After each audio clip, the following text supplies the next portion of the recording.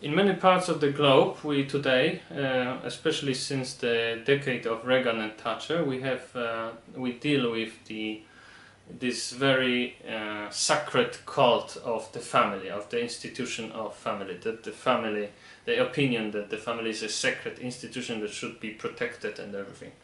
These arguments are very often presented by the free market conservatives that usually protect the family from the government, even if this government is trying to stop, for instance, the violence within the family, or the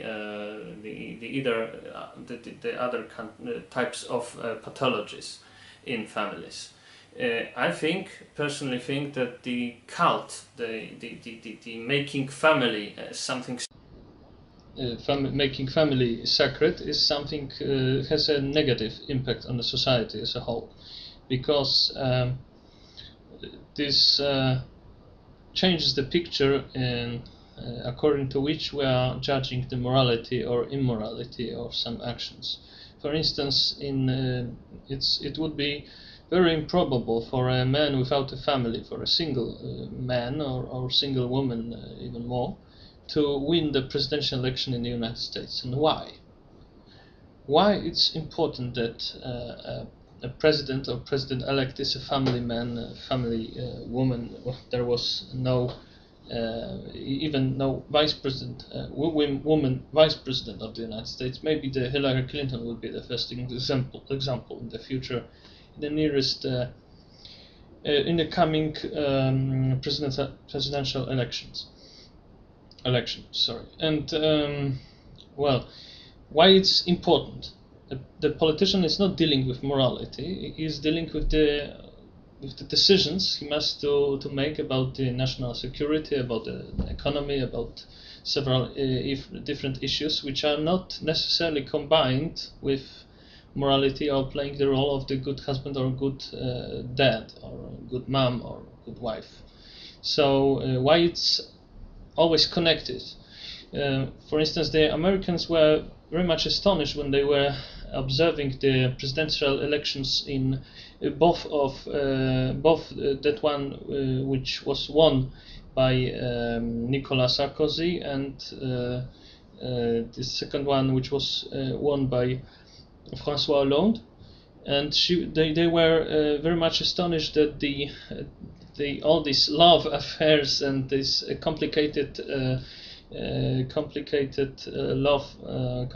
relationships of both presidents-elects were not an obstacle for them, because the French were generally think that the family is a private matter of all candidates, and they don't see the connection between being a good husband and being a good politician, a man of state or something.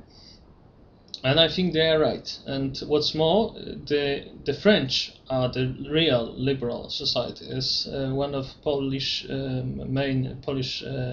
greatest actors has said once, Paris is a real free city of a free people. Not the United States, where everything is too conformistic, not too much conformity among the American people. So why we are thinking that the family should be that having a family is something better? It would be understood maybe in case if families were the only place where the nations are being reproduced, but it's not the case. Since many decades, we observe that in many countries, of course, they are labeled as those countries are labeled as immoral or something, or decadent or something. But in those countries, most children are being born in many countries of the West. Are being born outside of the families, or they are born after the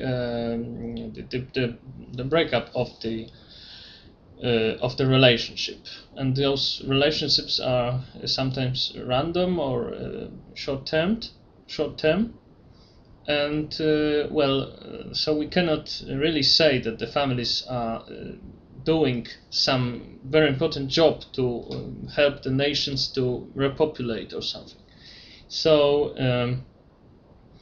we also can see that we can now turn to the philosophical level and ask ourselves if the man of having a that has, or a woman that has a family would be cannot really steal or defraud public money or something like this. Of course, they could do it. So having a family is not a moral factor that makes a person better in other fields in other domains of their activity. So it's possible even that some public person would make some fraud for the family to better provide for the family with this stolen money or something. And wouldn't it be just as immoral as when a single man is doing this? So we see that how complicated is all this connection between being a good husband, good man, good wife, good politician, and this is really puzzling how far we've gone with this concept of this connection. I think it's in the United States, this connection between being a good man, a good humanitarian, good politician, good public figure, and a good family man or woman is not only a fact of the American Puritanism, which is still very deeply rooted in the American society. For instance, the lap dance in the nightclubs of Los Angeles, for instance, is the best example of having something which is substitute for real sex, for instance. So so we see that this Puritanism is still deeply rooted, but it's not only, I think, the effect of Puritanism itself. It's also an effect that of the pastors, of the ministers of the church. I mean, the Protestant leaders, religious leaders, who usually possess families. And I think the connection is now stronger in Protestant states in general between being a good family man, a family woman, and a good man in general than in the Catholic states, where the clergy have no real impact on family life because they are not possessing families. And maybe it's a good thing, because Catholicism is very often anti-liberal, but in this case, the lack of Catholic, the lack of the families of Catholic priests, maybe it contributes a little bit to the liberalization of the society. But we can also must remember that when we made the family so much sacred in our eyes, and the free market conservatives are protecting them from the protecting government from intervening in family matters and families' everyday lives.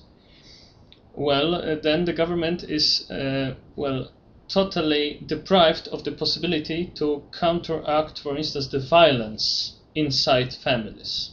So, also to counteract the all pathological situations like the silent tyranny of a man or in his family and so on. So you see that this non-intervening is not really something liberal, not really something that emancipates an individual at all. And the individual is deprived of many possibilities in his life because of this non-intervening. So we see that the real liberal would rather protect the person from the government, but the liberal government would also protect a little bit the individual within the family, and it shouldn't be perceived as the desacralization of some sort of profanation of family, because family is not sacred. It's just a couple of men or women, a couple who wants to stay together for life or for many years. So it's nothing sacred, really. And perceiving the family as sacred is damaging the rights of the individual very often, which is sad and should be